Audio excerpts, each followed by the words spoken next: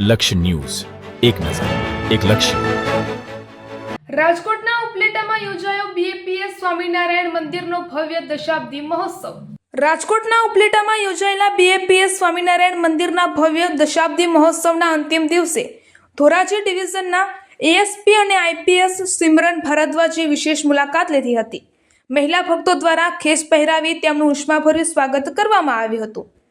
IPS અધિકારીએ પટાંગણમાં ઊભી કરાયેલી બાલવાટિકા, વિવિધ ડોમ અને થિયેટર શો નિહાળ્યા હતા.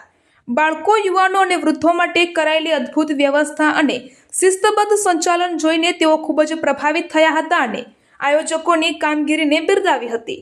ઉપલેટા ખાતે આયોજિત 10 દિવસ સુધી ચાલેલા આ મહોત્સવમાં હજારોની સંખ્યામાં ભક્તો ઉમટી પડ્યા હતા. શ્રી સ્વામિનારાયણ મંદિરે 10 દિવસની ઉજવણીમાં પધારેલા મહેમાનો, અધિકારીઓ અને ભાવિક ભક્તોએ લાભ લીધેલો તે બદલ ખૂબ ખૂબ અભિનંદન આપતા શ્રી સ્વામિનારાયણ સંત કલ્યાણ મૂર્તિ શ્રી જય સ્વામિનારાયણ. રિપોર્ટર અર્શીભાઈ આહિર, ઉપલેટા.